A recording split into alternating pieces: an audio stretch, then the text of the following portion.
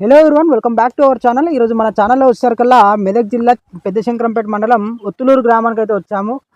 దాదాపు కొరమీన్ సాగు అనేది ఒక 2 సంవత్సరాల నుండి చేస్తున్నటువంటి యంగ్ ఫార్మర్ గంగరాజు దగ్గర గారికి అయితే వచ్చాము. ఈ 2 సంవత్సరాల కాలంలో వచ్చేసరికల్లా 2 క్రాప్లు అయితే తీయడం అయితే జరిగింది. ఆ 2 క్రాప్లో వచ్చేసరికల్లా ఎలా ఉంది, అసలు మొదటిసారి చేసినటువంటి ఫార్మింగ్ అనేది ఎలా వచ్చింది, అలాగే రెండోసారి చేయడానికి రీజన్ ఏంది, అలాగే మార్కెటింగ్ సోర్స్ అనేది ఏ విధంగా వెతుక్కున్నాడు, అసలు మొదటి క్రాప్ అనేది లాభమా నష్టమా అనేది పూర్తి వివరాలు తెలుసుకునే ప్రయత్నం అయితే చేద్దాం. నమస్కారం సార్. నమస్కారం. ఓకే, అసలు మీరు ఈ కొరమీన్ సాగు చేయాలనే కాన్సెప్ట్ ఎందుకు వచ్చింది? మేము వాస్తవానికి ఇక్కడ బల్ర షెడ్ వేసుకున్నాం. ఫస్ట్ షెడ్ వేసుకున్న తర్వాత ఇంకా ఇట్లనే మేము చేపల చెరువు వేయాలని మాకు ఒక 10 సంవత్సరాల నుంచి ఉన్న ఆలోచన. కాకపోతే అప్పుడు తెలియక అట్లా ఇట్లా వేయలేదు. దానికోసము మేము ఇక్కడ గుంత తవ్వినాం. మొత్తం ఎలాగైనా గుంత అయింది కదా, మరి ఇందులో చేపలు వేద్దామన్న ఆలోచనతోటిగా అక్కడ నుంచి వేయడం స్టార్ట్ చేసి. అంటే ఇది డైరీ ఫామ్ పెట్టాలనే ఆలోచనకు దానికి ఏదైతే మట్టి కావాల్సింది తీసుకున్నారు, ఆ గుంతలో మాత్రం చేపల పెంపకం చేద్దామనే కాన్సెప్ట్ తోటి ఈ పెంపకం సైడ్ అయితే వచ్చారు. దానికోసం ఎట్లయినా గుంత అయింది కదా, ఇక అదే గుంతలో వేద్దామన్న ఆలోచనతోటి ఇక అట్లా వేసేసినాం. ఈ యొక్క పాండు యొక్క విస్తీర్ణత ఎంత ఉందని? ఇది 10 గుంటలు అని చెప్పారు అన్న కొలిచింది. 10 గుంటలు ఇది మొత్తం 10 గుంటలు. అయితే ఆ గుంతకు అలాగే ఈ గుంతకు వచ్చారు కదా, ఈ 2 పాండ్లకు వచ్చారు కదా, మధ్యలో డివైడ్ అనేది ఒకటి ఏర్పాటు చేశారు కదా, ఇది అసలు ఎందుకు చేశారు? ఇప్పుడు ప్రస్తుతానికి వచ్చారు కదా, దీంట్లో మాత్రమే చేపలు అనేది వదిలిపెట్టారు, దాంట్లో అసలు చేపలు లేవు. ఇది స్టార్టింగ్ ఇది మొత్తం పెద్దగా ఉండే, కరెంటు ప్రాబ్లం వచ్చి 3 రోజులు కరెంట్ లేకపోవడం వల్ల వాటర్ అప్పుడు కొత్తగా తీసిన గుంత కాబట్టి నీళ్ళన్నీ ఒకటేసారి ఇంకిపోయినాయి, ఆగలేవు. ఆగపోయేసరికి ఇక అప్పుడు ఎంబటిని జేసీబీని తీసుకొచ్చి మధ్యలో కట్టేసినాం. ఇక చిన్న ఉంటే కొంచెం తొందరగా నిండుతుంది కదా అని చెప్పేసి వేసినాం అట్లా. ఓకే, ఇది ఎంతైనా గుర్తుంచుకోవాల్సినటువంటి విషయం ఏంటంటే, ఇది ఆక్వాటిక్ యానిమల్, వాటర్ లేకుండానైతే సర్వైవ్ అవ్వదు. కాబట్టి ముఖ్యంగా వాటర్ సోర్స్ ఉండే విధంగానే చూసుకోవాలి. ఎందుకంటే కెనాల్ వాటర్స్ కానీ అలాగే ఒకటే సింగిల్ బోర్ మీద మాత్రం డిపెండ్ అయితే ఉండద్దు ఎట్టి పరిస్థితిలో కూడా. ఎందుకంటే అది సడన్గా ఖరాబ్ అయినా కానీ ఏదైనా మెకానిక్ దగ్గరికి వెళ్ళినా కానీ 3-4 డేస్ అయితే రిపేరింగ్ టైం అయితే ఇచ్చే ఛాన్స్ అయితే ఉంటుంది. కాబట్టి ఎట్టి పరిస్థితిలో కూడా సింగిల్ బోర్ మీద అయితే డిపెండ్ అవ్వకండి. ఇంకొకటి ఏంటంటే వాటర్ సోర్స్ ఏంటంటే కరెంట్ లేకుండా మనకు కెనాల్ నుండి కానీ లేదంటే పక్కన ఉన్నటువంటి చెరువు నుండి కానీ తీసుకునే విధంగా అయితే చూడండి. ఎమర్జెన్సీ పర్పస్ మ్యాక్సిమం అయితే బోర్ వాటర్ మీద డిపెండ్ అవ్వడానికి అయితే చూడండి. గంగరాజు గారు, ఇంకొకటి ఏంటి అంటే ఈ ఫామ్లో వస్తారు కదా, ఫస్ట్ క్రాప్ మీ యొక్క అనుభవం అనేది ఎలా ఉంది? ఫస్ట్ క్రాప్ వెళ్ళినాము, తీసుకొచ్చినాం. కానీ ఆ సీడ్ ఇచ్చిన అతను ఒక 4000 పిల్ల అని చెప్పి తీసుకొని వస్తే మనకి ఇక్కడ వచ్చేసరికి ఒక 1500 వరకు వచ్చినాయి. అంతే 4000 అని ఇచ్చింది కానీ 1500 మాత్రమే వచ్చింది. 1500 మాత్రమే వచ్చింది. మెయిన్ మనకు లాస్ కావడానికి కారణమే అది. అంటే మరి మీకు సీడ్ కౌంటింగ్ చేసుకునే టైంలో మీరు లేరు అక్కడ? ఉన్నాం కానీ కొత్త కదని మనకి ఏం తెలియదు. అయితే వెళ్ళినాం, అది కరోనా టైంలో. సీడ్ ముట్టడానికి వెళ్తే కూడా ముట్టనీయలే, చేతులు పెట్టదు అని పట్టుండే. వాళ్ళే కొలిసిరు, ఒక చెంబు లాంటిది తీసుకున్నాడు, తీసుకుంటా ఇట్లా కొలుసుకుంటూ వేసిండు. ఓకే, ఏ సైజ్ అని ఇచ్చిండు అసలు? 3 నుంచి 4, 3 inches to 4 inches ఈ సైజ్ మాత్రమే ఇచ్చిండు. అంటే counting piece to piece counting చేయలేదు, ఇవ్వలేదు. అలా కేజీ వైజ్ ఇచ్చినా పీస్ టు పీస్ ఇచ్చినా నాకు అంత ఇబ్బంది అవ్వకపోవు. లెక్క పెట్టుకుంటా నీళ్ళల్లో ముంచుకుంటూ ఇచ్చేసరికి కౌంటింగ్ అనేది అక్కడ పోయింది. కొంచెం డౌట్ వచ్చింది కానీ ఫస్ట్ టైం కొత్త కదా, ఏం అనలేకపోయినాం, అడగలేకపోయినాం. ఇక ఓకే, ఏ ప్రాంతం నుండి తీసుకొచ్చారు అసలు? నల్గొండలా యూట్యూబ్ లో కనిపిస్తాడు విజయ్ అని.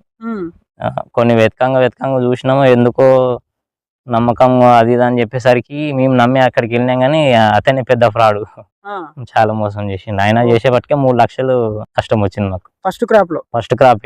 ఓకే, ఈ 1500 పిల్లలు తెచ్చారు కదా, ఈ 1500 పిల్లల్ని అసలు మీరు అంటే 4000 తీసుకున్నారు కానీ దాంట్లో వచ్చింది అయితే 1500 పిల్లనే. ఈ 1500 పిల్లలు ఏమైనా చనిపోవడం కానీ అలాగే ఇంకా డిసీజ్ వచ్చడం అలాంటివి ఏమైనా జరిగిందా? డిసీజెస్ మామూలుగా వచ్చినాయి. నాకు కొత్తగా అయినప్పటికీ కూడా డిసీజెస్ ఏం రాకుండా పర్లేదు, మంచిగా మెయింటైన్ చేసుకున్నాను. ఆ క్రాప్ మొత్తంలో నాకు చనిపోయిన చేపలు ఒక 60 వరకే చనిపోయినాయి, అంతకు మించి అయితే చనిపోనివ్వలేదు. మెడిసిన్ ఏం చెప్దామన్నా ఫోన్ ఎత్తాడు, ఫోన్ లిఫ్ట్ చేయడం ఉండదు, ఏది ఉండదు. మెడిసిన్ కూడా యూట్యూబ్ లో చూసి అక్కడిక్కడ కనుక్కొని ఆ విధంగా తెప్పించుకున్న మెడిసిన్. ఆ మెడిసిన్ కు 6-7 వేలు పెట్టినా కానీ అది కూడా పనికి రాకుండా పోయింది. ఇక తర్వాత ఎండ్రోఫ్లెక్సిన్ ఒక దాని మీద మెయింటైన్ చేస్తూ ఇక ఆ క్రాప్ అట్లనే గడిపేసేసిన అయిపోయింది. 1500. అంటే ఫస్ట్ క్రాప్ లో వస్తారు ఎలాంటి డిసీజ్ వచ్చినప్పటికీ కూడా అక్కడ ఇక్కడ చూసుకుంటా మొత్తం మీద ఏంటంటే కొన్ని ఏరియాల నుండి అయితే మెడిసిన్స్ అనేది తీసుకొచ్చారు. కానీ ఈ 1500 పిల్లలు వస్తారు కదా, ఆ 60 పిల్లలు మాత్రమే చనిపోయినాయి. అంటే ఇంకా 1440 పిల్లలు అని పర్టికులర్ గా మీకు తెలిసిందా, అంటే కౌంటింగ్ విషయంలో కానీ? అప్పుడు 4000 అని చెప్పింది, కానీ వేసిన తర్వాత మనకు చాలా తక్కువ అనిపిస్తున్నాయి.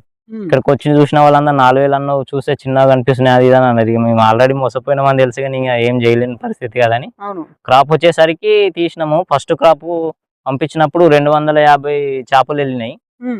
అవి అన్ని కిలో 2 కిలోల వరకు ఉండే, 250 ప్లస్ వెళ్ళిపోయినాయి ఒక్కొక్కటి. సైజ్ అయితే వచ్చింది కేజీ 2 కేజీ వరకు వచ్చినాయి. వియత్నాం వచ్చినాయి, మిగతా అన్ని అందులో మిక్స్డ్ వచ్చినాయి. మళ్ళీ అన్ని నాటి ఒక 1/2 కిలో 1/2 కిలో, అంతకు మించి సైజు లేవి అవి. వాటిని 1 సంవత్సరం పైన పెంచిన.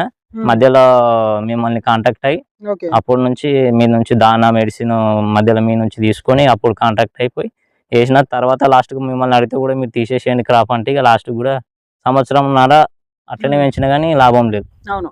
కేజీ కూడా రాలేదు.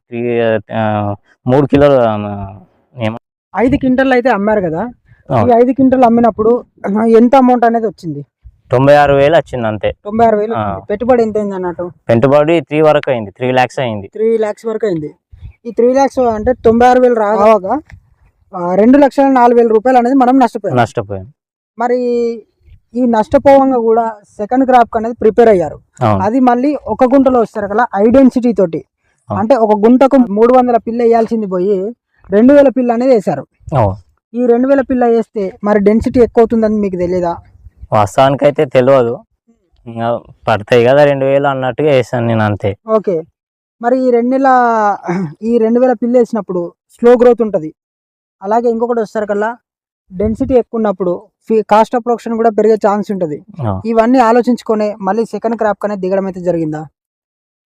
ఇవన్నీ ఆలోచించుకొని సెకండ్ క్రాప్కి వచ్చిన, ఆలోచించుకొని దిగినాను. కానీ ఇందులో 2000 ఇందులో ఎంత పడతాయి అనేది మనకు తెలియదు. ఈ అప్రాక్సిమేట్గా అయితే సరిపోతాయిలే, ఇందులో 2000 పర్లేదు అనుకొని నేను నా ఒక మైండ్ తోటి వేసిన ఆలోచనతోటి. ఓకే.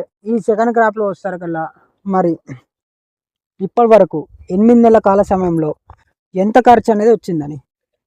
సీడ్కు వచ్చేసి ఒక 30,000 వరకు అయింది. సీడ్కు మిగతా అన్ని కలిపి ఒక 30,000 వరకు వచ్చేసింది. అలాగే దానా అవన్నీ చూసుకుంటే ఒక 50,000, అటు ఇటు 1,00,000 పైన, మిగతా చిన్నగా 1,00,000 పైన వచ్చింది అంతే ఖర్చులైంది. పోయినసారి మరి సీడ్కే 80,000 రూపాయలు పెట్టారు. అవును. ఒక పరంగా చూసుకుంటే మార్కెట్లో అంటే అడుగడుగున ఇలాంటి వాళ్ళు ఉన్నారు కదా, దాన్ని బట్టి మరి లాస్ట్ క్రాప్ కు ఈ క్రాప్ కు ఏమైనా తేడా కనిపిస్తుందా? అది ఉంది. అది 1.5 సంవత్సరం పైన పెంచిన వాటిని టోటల్ గా. మళ్ళీ అవి ఇచ్చింది ఏంటంటే మనకు వియత్నాం ఇవ్వలేడు. అందులో 90% సీడ్ మొత్తం నాటు సీడ్ ఇచ్చిండు. దానికి ఎంత దానేయో ఎంత చేయో అది గ్రోత్ రాదు. అది తింటుంది దానా, కానీ అంతే ఉంటుంది, సైజు పెరగట్లేదు, రావట్లేదు. ఇంచుమించు 1.5 సంవత్సరం పెంచిన 1.5 సంవత్సరంలో నాకు వచ్చిన గ్రోత్ ఏంటంటే 1/2 kg 1/2 kg కొంచెం తక్కువ, కానీ ఇక అన్నీ 1/2 kgలే, అదే ఎక్కువ. ఇక అందులో పోయిన సంవత్సరం మరి ఏమేమి ఫీడ్స్ వాడారు? గ్రోవెలే వాడినా మొత్తం. గ్రోవెల్ వాడంగా కూడా నాకు గ్రోత్ రాలేదు. మరి ఎందుకంటే అది నాటు కాబట్టి రాలేదు. అదే వియత్నాం అంటే మంచిగా వచ్చేసేది. అదే వియత్నాం అందులోనే ఉండే 200 పీస్ వరకు ఉండే. అవి అదే 8 సంవత్సరంలో నాకు 2 kgల వరకు కూడా వచ్చినాయి. అవి 2 kgల వరకు కానీ 1.5 సంవత్సరంన్నర వరకు కూడా ఇవి గ్రోత్ రాలేవు. అందులో ఉన్న నాటే 2 మిక్స్ ఇచ్చిండు కాబట్టి. ఓకే. మరి ఈ క్రాప్ కు సంబంధించింది ఎన్ని రకాల ఫీడ్స్ వాడుతున్నారు? ఖర్చు అనేది ఏ విధంగా తగ్గించుకుంటున్నారు? ఇప్పుడు వచ్చే ఫీడ్ వచ్చి కార్గిల్ వాడుతున్నా. దాన మాత్రం ఇది చాలా బాగుంది, సూపర్ ఉంది. 6 mm సైజ్ అయినప్పటికీ కూడా మంచిగానే తింటున్నాయి. నేను ఎక్కడ ప్రాబ్లం అవుద్దాం అనుకున్నాను, కానీ మంచిగానే తింటున్నాయి. డైజెషన్ ప్రాబ్లం కూడా అసలు ఏం లేదు. ఫీడ్ అయితే సూపర్. ఇది కార్గిల్ అయితే బాగుంది, చాలా బాగుంది. తక్కువ కాస్ట్లో వస్తుంది కాబట్టి మాకు కూడా ఎలాంటి ఇబ్బంది ఏం అనిపించట్లేదు. అప్పుడు ఒక గ్రోవెల్ పెట్టి తీసుకోవాలంటేనే కొంచెం ఆలోచించి ఫీడ్ తీసుకోవాల్సి వస్తుండే. ఇప్పుడు పర్వాలేదు, తక్కువ ఖర్చులో కూడా వస్తుంది కాబట్టి. ఓకే. ఈ 8 నెలల కాలంలో వస్తారు కదా, ఆ సైజు ప్రస్తుతానికి ఏ సైజు ఉంది? అసలు సైజు స్లో గ్రోత్ ఉండడానికి రీజన్ ఏంది అసలు? ప్రస్తుతానికి వచ్చి సైజు ఒక 1/2 kg 1/4 kg ఉన్నాయి. 8 months అవుతుంది. ఈ పాటి కనీసం 3 పావు అన్న ఉండాలి, కానీ ఒక వింటర్ చలికాలం స్టార్ట్ అయిన నుండి గ్రోత్ అనేది అసలు లేదు. చలికాలంలోనే గ్రోత్ అనేది పూరా పడిపోయింది. అప్పుడు దానేసిన పైకి రాకపోతుండే, పైకొచ్చి తినేటివి కావు, కనిపించకపోతుండే, అడుగునే ఉంటుండే. అక్కడనే నాకు ఒక 2-3 నెలలు అక్కడనే గ్రోత్కి చాలా ఎఫెక్ట్ పడింది. ఓకే, అంటే కనీసం ఒక 2 నెలలు ఈ ఫీడింగ్ అనేది రాకపోవడం. 2 నెలల వరకు ఫీడింగ్ పైకి వచ్చేటివి కావు, వేసిన తినేటివి కావు. ఇట్లా చూసేవి స్మెల్ చూస్తుండే వెళ్ళిపోతుండే, అసలు తినేటివి కావు. ఓకే, ప్రస్తుతానికి వస్తారు కల్లా చేపల పెంపకంతో పాటు అలాగే డైరీ ఫామ్ కూడా మెయింటైన్ చేస్తూ ఉన్నారు. ఇటు వచ్చేసరికల్లా ప్యాడీ అనేది చూసుకుంటూ ఉన్నారు. ఇంకొకటి వచ్చేసరికల్లా న్యూగా స్టార్ట్ చేస్తుంది పౌల్ట్రీ, నాటుకోళ్ళ పెంపకం అనేది కూడా స్టార్ట్ చేస్తూ ఉన్నారు. మరి ఇంటిగ్రేటెడ్ ఫామ్ మెయింటైన్ చేయడానికి మీకు టైం అనేది ఉంటుందా? టైం తోటి కొంచెం ప్రాబ్లమే అవుతుంది, కానీ ఇక చూసుకుంటా నేను ఇక అట్లని. ఇక నేను దీనికి పెద్దగా టైం కేటాయించాల్సిన పని ఉండదు కాబట్టి నడిచిపోతుంది. పొద్దంతా చూసుకుని దాంతో పాటే మనకు మిగిలిన టైంలో ఇక్కడ చేపల చెరువు మెయింటైన్ చేస్తాం, మిగిలిన టైంలో దాన్ని చూసుకుంటూ ఉంటా. ఓకే, అసలు ఈ చేపల పెంపకం చేయాలనుకునేటువంటి న్యూ ఫార్మర్స్కి ఎంట్రీ ఇస్తూ ఉన్నారు ఈ ఫీల్డ్లోకి, మీరు ఇచ్చేటువంటి సజెషన్ ఏంది? కొత్తగా చేపల పెంపకం పెట్టాలనుకునే వాళ్ళు యూట్యూబ్లో చూసి అయితే వెళ్ళొద్దు. ఫస్ట్ అయితే కనుక్కోండి ఎక్కడ సీడ్ తీసుకుంటే మంచిది, ఎంత సైజు సీడ్ తీసుకుంటే మంచిది, అలా అన్నీ తెలుసుకోండి. అలాగే మళ్ళీ మీ చుట్టుపక్కల ఎవరన్నా చెరువులు వేసిన వాళ్ళు ఉంటే ఫస్ట్ వాళ్ళ దగ్గర వెళ్ళి చూడండి. ఫస్ట్ చూస్తే 90% మనకు అక్కడనే అవగాహన అనేది వచ్చేస్తుంది. దాని తర్వాత మనకు ఎవరన్నా మంచి వాళ్ళు దొరికితే వాళ్ళని బట్టి వాళ్ళు అన్ని విధాలుగా మనకు గ్యారంటీ ఇస్తేనే ఫీల్డ్లోకి రండి, లేకపోతే నష్టం అనేది కంపల్సరీ జరుగుతుంది. ఓకే, గత సంవత్సరం క్రాప్ పూర్తి చేసుకునే సమయానికి మార్కెటింగ్ పరంగా మీకు ఏమైనా ఒడిదుడుకులు ఎదురయ్యాయా? మార్కెటింగ్తోనే మెయిన్ ప్రాబ్లం మళ్ళీ వచ్చింది. ఇవి తీసుకున్న తర్వాత ఎక్కడ అమ్మాలో తెలియదు, ఎవరు తీసుకుంటారో అర్థం కాలేదు, ఎవరికి అమ్మాలో అర్థం కాకుండా చాలా ఇబ్బందులు పడ్డాము. తెలిసిన అతని ద్వారా నుంచి ముషిరాబాద్ మార్కెట్ నుంచి అతనే ఒక వెహికల్ తీసుకుని వచ్చి తీసుకెళ్ళిండు ఫస్ట్. ఆ తర్వాత వెళ్ళిన తర్వాత నాకు ఇక్కడ ఒక 200కి 180, 200 అట్లా రేటు పెట్టి తీసుకొని వెళ్ళిపోయిండు. అప్పుడు 2.5 క్వింటాల వరకు అప్పుడు అతడు తీసుకొని వెళ్ళిపోయిండు. ఆ తర్వాత మిగిలిన ఆ క్రాప్ను మళ్ళీ ఇలాగే మెయింటైన్ చేస్తూ మళ్ళీ లాస్ట్కి మళ్ళీ నేనే ముషిరాబాద్ తీసుకెళ్ళి అమ్మేసి వచ్చిన. ఒక పరంగా కూడా లాస్ట్ క్రాప్లో మీరు నష్టపోవడానికి రీజన్ ఏంటి అంటే ప్రైస్ అనేది కూడా తక్కువగా ఉండడం వల్ల కూడా కొంతవరకు రిటర్న్స్ రాలేకపోయాయి. నిజానికి చెప్పాలంటే కొరమీన్ సాగు చేసినటువంటి రైతు ఏ ప్రైజ్కి అమ్మితే తాను పెట్టిన పెట్టుబడి తీసుకోగా ప్రాఫిట్ అనేది తీసుకుంటాడు. ప్రైస్ అంటే మార్కెట్కి వెళ్ళిన తర్వాత అక్కడ ఎప్పుడు ఒకే రేటు కూడా ఉండవు కదా, డే బై డే రేట్స్ అన్ని చేంజ్ అవుతూ ఉంటాయి. మనం ఒకవేళ మార్కెట్కి వెళ్ళినప్పుడు మనకు ఒక 300 నుంచి 400, ఒక 400 అట్లా ఉందంటే కూడా మనకు బెనిఫిటే ఉంటుంది. ఓకే, రిటైల్గా మార్కెటింగ్ చేసుకోవడం బెటరా, హోల్సేల్గా మార్కెటింగ్కు పంపడం బెటరా?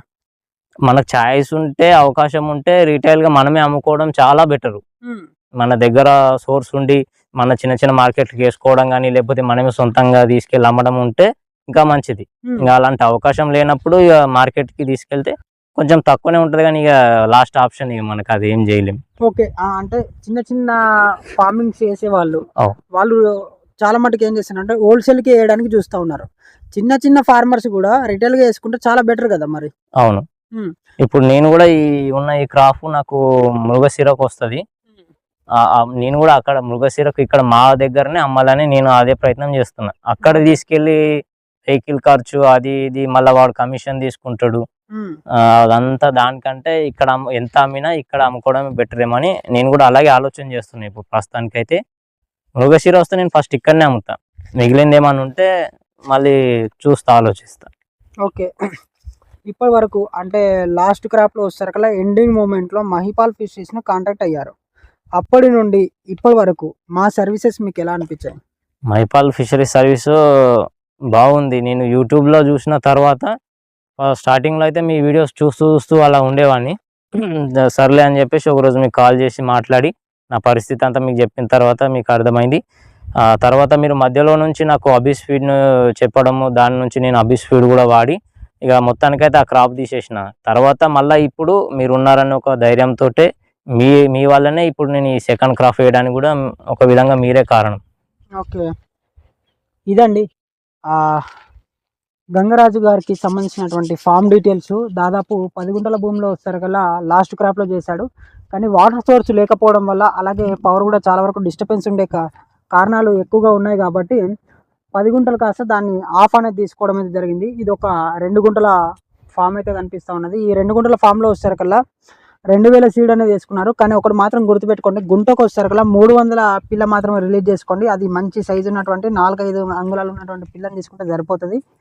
ఏది ఏమైనప్పటికీ కూడా గంగరాజు గారు ఏంటంటే నాట్ ఓన్లీ ఇది ఒకటే ఫిష్ ఫార్మింగ్ అనే కాదు, పౌల్ట్రీ కానీ అలాగే ప్యాడీ కానీ అలాగే డైరీ ఫామ్ అనేది మెయింటైన్ చేసుకుంటూ ముందుకు సాగడం అయితే జరుగుతూ ఉన్నది. తప్పనిసరిగా ఇంటిగ్రేటెడ్ మార్కెట్లో మాత్రం 100% బెనిఫిట్సే ఉంటాయి. పూర్తిగా ఏంటంటే మీరు ఈ ఫార్మింగ్ మీద డిపెండ్ అయితే ఉంటున్నారు. ఇంకా ఏదైనా జాబ్ చేస్తూ ఉన్నారా? లేదు, ప్రస్తుతానికి అయితే లేదు. కరోనా వరకు హైదరాబాద్లోనే ఉండేవాడిని. కరోనా తర్వాత ఇక్కడికి వచ్చినాకనే ఈ డైరీ ఫామ్ పెట్టడము, దానికోసం మళ్ళీ ఈ చేపల ప్లానింగ్ వచ్చి ఈ రెండు ఇక్కడనే ఇవే మెయింటైన్ చేసుకుంటూ ప్రస్తుతానికి ఇవే చూసుకుంటూ ఉంటున్నా. ఓకే. గంగరాజు గారికి సంబంధించినటువంటి ఫామ్ డీటెయిల్స్ మ్యాక్సిమం ఏంటంటే చాలా మట్టుకు అందరూ ఇంటిగ్రేటెడ్ ఫార్మింగ్ చేయడానికే చూడండి. ఎందుకంటే ఒక దాంట్లో కాకపోయినా ఒక దాంట్లోనైనా ప్రాఫిట్ వచ్చే అవకాశం అయితే ఉంటుంది. అలాగే ఇవన్నీ కలుపుకొని చేసుకుంటేనే బెటర్ హీల్డింగ్ వచ్చే అవకాశం అయితే ఉంటుంది. ఇదండి మన ఫామ్కి సంబంధించినటువంటి పూర్తి వివరాలు. Thank you.